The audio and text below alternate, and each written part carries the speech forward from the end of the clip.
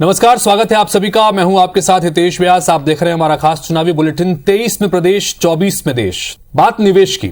निवेश पर शुरू जो है जिस तरह से जंग देखने को मिल रही है, चुनावी साल में सियासी रंग देने की कोशिश इस जंग के जरिए हो रही है। विधानसभा चुनाव से पहले छत्तीसगढ़ बीजेपी के प्रदेश अध्यक्ष अरुण साव ने निवेश को लेकर राज्य सरकार पर निशाना साधा। अरुण साव ने कहा कि कांग्रेस सरकार का दावा था कि 92,000 करोड़ का निवेश आएगा, लेकिन सिर्फ निवेश मात्र 4,000 करोड़ का आया, जिस पर कांग्रेस की तरफ से भी तीखा पलटवार हुआ। खुद मुख्यमंत्री भूपेश बघेल आंकड़ों के साथ बीजेपी का जवाब देने के लिए सामने आए। अब सवाल यह है कि चुनाव से पहले निवेश के आंकड़ों पर बयानबाजी के मायने आखिर है क्या? आखिर किसके आंकड़े में दम है? निवेश पर नई जंग और बयानों के चुनावी रंग को समझेंगे, लेकिन उससे पहले हमारे साथ में चूंकि दो मेहमान भी जुड़ रहे हैं, उनका तारुफ भी आपसे कराएंगे। लेकिन पहले एक बार समझिए कि इस निवेश के मसले को लेकर छत्तीसगढ़ में क्या सियासी बयानबाजी हो रही है।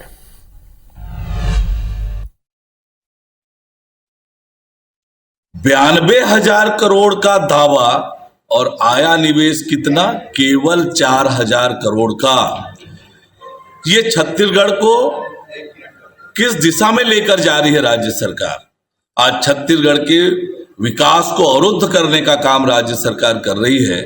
2021 में 16,492 करोड़ और 2022 में 2,753 करोड़। ये status of industrial entrepreneur memorandum intention part 1 and implementation part b, ये भारत सरकार की वेबसाइट से है। ये आंकड़े पर्याप्त है बताने के लिए कि भारतीय जनता पार्टी में क्या स्थिति थी और कांग्रेस के शासन में क्या स्थिति थी। ये दोनों पेपर आपको स्पष्ट कर देंगे। आंकड़े बता रहे हैं कि भारतीय जनता पार्टी के नेता कितना झूठ बोल रहे हैं।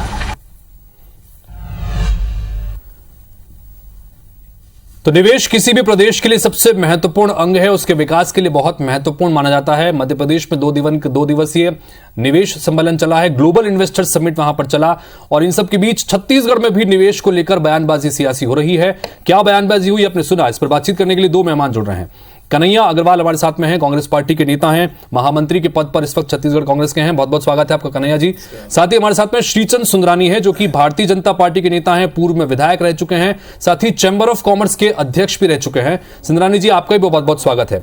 सबसे पहले सुंदरानी जी, आपसे ही शुरुआत करते हैं, क्योंकि ये जो निवेश को लेकर बयानबाजी आपके ही प्रदेश अध्यक्ष की तरफ से निकल के सामने है। वो कह रहे हैं कि कांग्रेस तो दावा कर रही थी कि 92,000 करोड़ का निवेश है, लेकिन हुआ सिर्फ 4,000 करोड़ का। आज सीएम ने उसमें बकायदा आंकड़े भी रख दिए।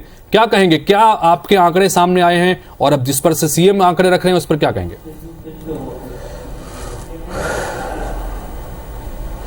देखिए हितेश जी, निश्चित रूप से ये हमारे प्रदेश अध्यक्ष जी की बयानबाजी नहीं बल्कि सत्य पे आधारित है। 191 MOU सरकार ने किए थे छत्तीसगढ़ में नए उद्योग लगाने के लिए 2018-19 की सरकार बनने के बाद, और लगभग 19 उद्योग नए लगे। 4,500 करोड़ रुपए का इन्वेस्टमेंट आया, जबकि ये कहा जा रहा था कि 1 लाख लोगों को रोजगार मिलेगा और 91,000 करोड़ के इन्वेस्टमेंट आएंगे। लेकिन मैं बड़े दुर्भाग्य के साथ ये कहना पड़ रहा है कि छत्तीसगढ़ में न इन्वेस्टर आए, न इन्वेस्ट हुआ, न रोजगार मिले, न ही छत्तीसगढ़ का विकास हुआ। तो कहीं न कहीं मुख्यमंत्री जी का ये कहना कि भारतीय जनता पार्टी के नेता झूठ बोलते हैं, तथ्यों पे आधारित है, और ये मुख्यमंत्री जी अभी भी गुमराह कर रहे हैं छत्तीसगढ़ की जनता को कि यहाँ पे इन्वेस्टमेंट आया है। लेकिन वो तो बाकायदा उन्होंने आंकड़े पेश किए सुंदरानी जी, उन्होंने बाकायदा आंकड़े पेश करके कंपैरिजन भी किया है पिछली सरकार का, रमन सिंह सरकार के कार्यकाल का भी और अपने सरकार का। कह रहे हैं कि हमारे 4 साल में करीब 79,828 करोड़, करीब 79,000 करोड़ रुपए का निवेश उनका आया है। 2017-18 का भी वो बता रहे हैं। तो ये कहां गफलत का, जनता जो है वो किसको सही माने?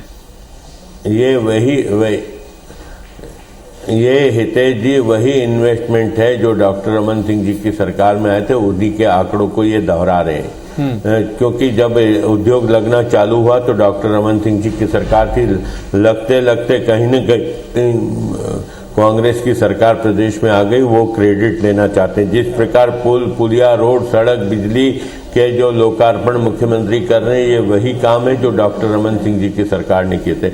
उसी प्रकार उद्योग भी जो हमारे प्रदेश में लगे, कहीं न कहीं 15 साल की डॉक्टर रमन सिंह जी की सरकार में ही बड़े बड़े उद्योगों का जाल यहाँ पे बिछाया गया, उद्योगों को राहत दी गई। और आज छत्तीसगढ़ अगर तेज गति से दौड़ पड़ा तो ठीक है। तो सुंदरानी जी का ये कहना है कि जो भी निवेश आया था वो रमन सरकार के कार्यकाल में आया था, बीजेपी के 15 साल के कार्यकाल में आया था। कन्हैया जी क्या रिएक्शन इसके ऊपर?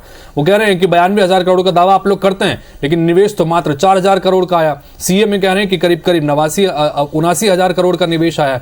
तो ये जो आंकड़े लगातार सामने आ रहे हैं, सब में क्या कुछ कहेंगे? माननीय मुख्यमंत्री जी ने जो कहा वो तो स्पष्ट रूप से उन्होंने आंकड़ों के साथ भारत सरकार के द्वारा जारी जो है उसके आधार पर कहा है। भारत सरकार ने बताया है कि ये इतने निवेश हुए हैं यहाँ, और सुंदरानी जी, उनके प्रदेश अध्यक्ष जी इसको इसलिए सिर्फ मानने के लिए तैयार नहीं है, वो इस बात को स्वीकारने के लिए तैयार नहीं है कि छत्तीसगढ़ आज जिस तेजी से बढ़ रहा है, जिस तेजी से छत्तीसगढ़ की अर्थव्यवस्था सुधरी है, जिस तेजी से छत्तीसगढ़ का आम आदमी जो है लाभान्वित हुआ है, हर व्यक्ति के तक पैसा पहुंचा है।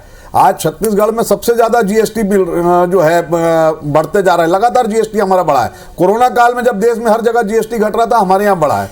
तो ये क्यों बढ़ा? क्योंकि छत्तीसगढ़ की अर्थव्यवस्था सुधरी। वो अर्थव्यवस्था क्यों सुधरी? क्योंकि छत्तीसगढ़ में न सिर्फ जो है छत्तीसगढ़ में सरकार की योजनाओं से किसान लाभान्वित हुआ, बल्कि जो निवेश हुआ है जिसके माध्यम से 27,000 लोगों को रोजगार मिला है। तो ये निवेश और ये रोजगार और सरकार की योजनाओं के माध्यम से आज छत्तीसगढ़ सबसे ज्यादा उन्नत और खुशहाल प्रदेश है पूरे देश के अंदर में। ये पचा पाने की स्थिति में भारतीय जनता पार्टी के लोग नहीं हैं, इसलिए लगातार इस बात को कहते हैं। अब ये कह रहे हैं सुंदरानी जी कि पिछली सरकार का लगते लगते लगते यहां तक आया, इसलिए पिछली सरकार में किए गए काम का जो है इस सरकार में पूरा हुआ, इसलिए ऐसा हुआ। ये तो जो है 3 साल की जब कांग्रेस की सरकार थी, उस सरकार ने जो आधारशिला रखी थी डॉक्टर रमन सिंह, उसको 15 साल तक पूरा नहीं कर पाए। और फिर क्या कहें, 15 साल में वो लोग केवल तो यहाँ जो कन्हैया जी, यहाँ जो बात श्रीचंद सुंदरानी जी ने कही, वो ये कह रहे हैं कि जो सीएम ने आंकड़े रखे हैं, उसको भूपेश बघेल जी ने, वो ये कह रहे हैं कि वो तो रमन सिंह के सरकार के समय का निवेश था जो वो गिना रहे हैं। रमन सिंह जी के सरकार के समय का निवेश था, जैसा ये कह रहे हैं। तो 4 लाख करोड़ रुपए कितने का एमओयू इन लोगों ने किया था, और वो एमओयू की क्या गत हुई, कैसे कैसे लोगों के साथ एमओयू साइन करा लिए गए थे, वो हम लोगों ने भी देखा है। जिसका 1 करोड़ रुपए का कारोबार नहीं था, उसके साथ 100 करोड़ रुपए का एमओयू यही साइन कराया था। ये बड़े बड़े इन्वेस्टर्स मीट और ये तमाशा करना एक प्रवृत्ति रही है, बड़ा गेम शो करने की, उससे कोई लाभ नहीं हुआ है। कांग्रेस की सरकार में यदि वो 4 साल में इन्वेस्ट हुआ है, कांग्रेस की सरकार में 4 साल में यदि वो उद्योग चालू हुए हैं, इस सरकार में 27,000 लोगों को यदि उन उद्योगों के माध्यम से सुंदरानी जी क्या कहेंगे इस पर? वो कह रहे हैं कि सिर्फ आंकड़ेबाजी हुई है 15 साल के दौरान, जनता पार्टी जमीन पर निवेश उतरा नहीं। हजारों करोड़ की बात होती थी, और रमन सिंह जो है कई बार जापान और बाकी देशों की यात्रा भी करके आए, लेकिन उसका फायदा मिला नहीं। हितेश जी, कन्हैया अग्रवाल जी मेरे छोटे भाई जैसे हैं। मुझे बताएं वो कौन से उद्योग लगे भूपेश बघेल जी की सरकार के समय, किन उद्योगों की बात करते हैं? ये उद्योग जो भी 17-18 में प्रारंभ हुए थे, 16, 17, 18, 19 में प्रारंभ हुए थे, वही उद्योगों का डाटा मुख्यमंत्री दे रहे हैं। नए उद्योग कौन से लगे? इनके एमओयू जो 191 एमओयू हुए थे, उसमें सूची जारी करें कितने उद्योग नए लगे। 191 जो एमओयू बड़े भैया जी सरकार ने पूरी सूची आपको उपलब्ध करा दी जाएगी, ताकि आप दे दीजिए ना। ये दूर हो जाएगा अगर आपके शासन में एमओयू हुए दूर करेगी, उद्योग लगे, क्योंकि ये झूठ लगातार झूठ के जो है पैर नहीं होते हैं। और भाई आप उसकी सूची जारी करो ना। मैं ये कह रहा हूँ पूरी सूची जारी की जाएगी। आप पैर वाली बात ही नहीं है। अगर कहा जाता तो मैं पूरी सूची लेकर भी आता, ताकि यहाँ पूरी सूची प्रस्तुत कर देता। पर भाजपा केवल और केवल झूठ के आधार पर राजनीति करना चाहती है, हर चीज को जो है नकारना चाहती है। ये नकारने का काम नहीं चलेगा। आप 4 लाख करोड़ रुपए के एमओयू की हिस्सा आप की बात कर सुंदरानी जी, दीजिए। ठीक है। 4 लाख करोड़ का जो MOU भाजपा सुंदरानी ने जी, किया था, उसमें कौन कौन से उद्योग, ठीक है, सुंदरानी जी, 2000 आप जारी करो ना सूची। सुंदरानी जी, 2017-18 का जो वित्त वर्ष था उसमें निवेश का क्यों गुमराह जी, कर रहे हैं? 191 MOU। ठीक है सुंदरानी जी, सुनिए ना, अच्छा ठीक है, सुनिए ना, भूपेश बघेल ने, मुख्यमंत्री भूपेश बघेल ने आज जो आंकड़े पेश किए हैं सुंदरानी जी, उसमें 2017-18 के आंकड़े भी उन्होंने रखे हैं। वो कह रहे हैं कि 2017-18 यानी कि रमन सिंह साहब के कार्यकाल का जो आखिरी साल था निवेश का, उसमें कह रहे हैं कि 2567 करोड़ रुपए का निवेश आया है। वो कंपैरिजन भी कर रहे हैं कि देखिए उनके आखिरी साल में सिर्फ 2567 का था और हमारे इस कार्यकाल में करीब करीब 80,000 करोड़ का निवेश अब तक आ चुका है 4 साल के दौरान। वो कह रहे हैं, आंकड़े सामने रख रहे हैं, इस पर क्या कहेंगे सुंदरानी जी?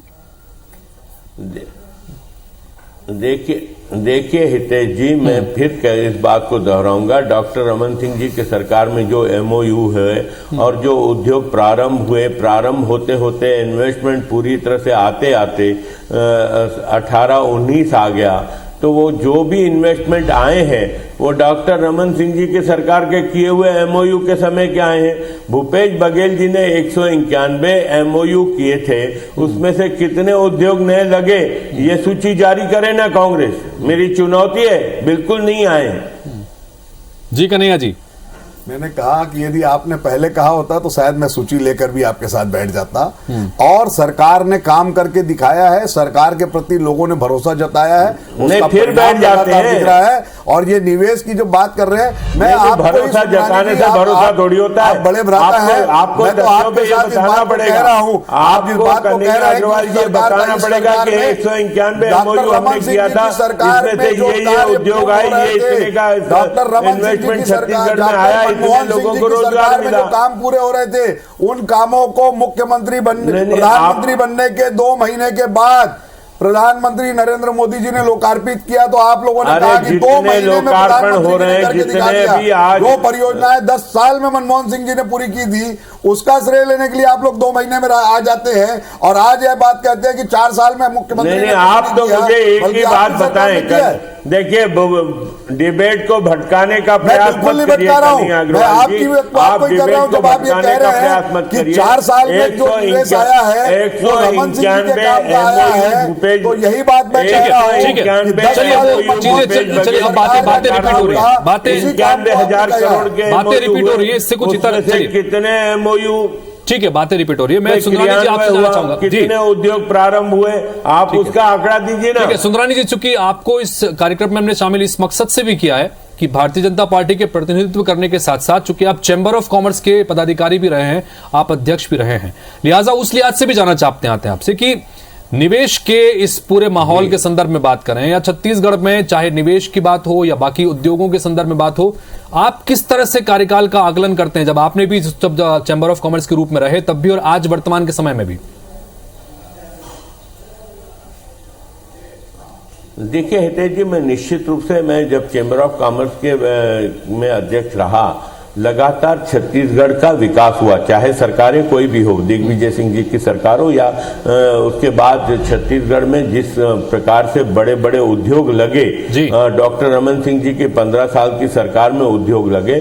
आज अगर हम ये 4 साल की बात करें तो बिगड़ती कानून व्यवस्था के कारण आज एक माहौल जो बनना था छत्तीसगढ़ में, जो बना हुआ था 15 साल में डॉक्टर रमन सिंह जी की सरकार में, कहीं न कहीं वो जो उत्साह था उद्योगपतियों में छत्तीसगढ़ में उद्योग लगाने का, क्योंकि यहाँ पे बिजली पर्याप्त है, यहाँ पे संसाधन पर्याप्त है, कोयला पर्याप्त है, इन सारी बातों को देखते हुए यहाँ पे उद्योग लगने की संभावनाएं तो अपार है, लेकिन आकर्षित नहीं कर पाए मुख्यमंत्री जी, मुझे ऐसा लगता है।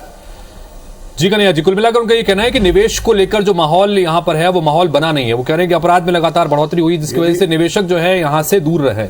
यदि एक व्यापारी होने के नाते आदरणीय श्रीचंद जी इस बात को कह रहे हैं तो मुझे बड़ा दुख है इस बात का कि व्यापारियों को यदि इस 4 साल में जितना लाभान्वित इस सरकार में हुए हैं, उद्योग जगत को जिस तरह का वातावरण इस सरकार में मिला है, लगातार उद्योगों के हित में जितनी मांगे उद्योगपतियों ने रखी है उससे कहीं ज्यादा जाकर के मुख्यमंत्री ने उन मांगों को पूरा किया है। और अभी जो है यदि संकट उद्योगपतियों के सामने कोई आया है, नहीं, एक बात बताओ, केंद्र सरकार ने कच्चे लोहे का संकट पैदा किया। हमारे मुख्यमंत्री जी बार बार जाकर के कह रहे हैं कि कोयला उद्योगपतियों को नहीं मिल रहा, जिसकी वजह से उद्योग बंद होने के कगार पर है। कच्चा माल उनको नहीं मिल पा रहा, जिसकी वजह से छत्तीसगढ़ जो लोहे के उद्योग के नाम पर देश में सबसे अग्रणी है वो बंद होने के कगार पे आ रहा है। परंतु केंद्र सरकार ना तो कच्चा लोहे उपलब्ध कराने की दिशा में आगे बढ़ रही है, ना कोयला उपलब्ध कराने की दिशा में आगे बढ़ रही है। और अभी आपका चेंबर ऑफ कॉमर्स का अधिवेशन हुआ है, उस अधिवेशन में ही लोगों ने कहा कि माननीय मुख्यमंत्री ने जिन बातों को माना है, जिन बातों को लेकर के मुख्यमंत्री के समक्ष गए हैं, हर बात को मुख्यमंत्री ने स्वीकारा है, उनकी मांगे पूरी करी है। ऐसी अवस्था में जो है यदि जो है आप ये कह रहे हैं कि कांग्रेस की सरकार में भय का वातावरण है, कांग्रेस की सरकार में व्यापार उद्योग जगत पनप नहीं पा रहा है, तो निश्चित रूप से मुझे दुख पहुंच रहा है, क्योंकि जीएसटी संकलन के मामले में सबसे ज्यादा तेजी से कोई राज्य बढ़ रहा है। फाइनल कमेंट के लिए आपके पास आ रहा हूं सरकार में छत्तीसगढ़ जीएसटी संकलन के मामले में पूरा देश आगे है। 100 करोड़ जी 1 लाख करोड़ से 1.5 लाख करोड़ रुपए का राजस्व हुआ है जीएसटी के कलेक्शन में। कन्हैया भैया, पूरे देश में जीएसटी का कलेक्शन बड़ी तेजी से बढ़ रहा है, सिर्फ छत्तीसगढ़ में नहीं बढ़ा है, बल्कि मैं जितना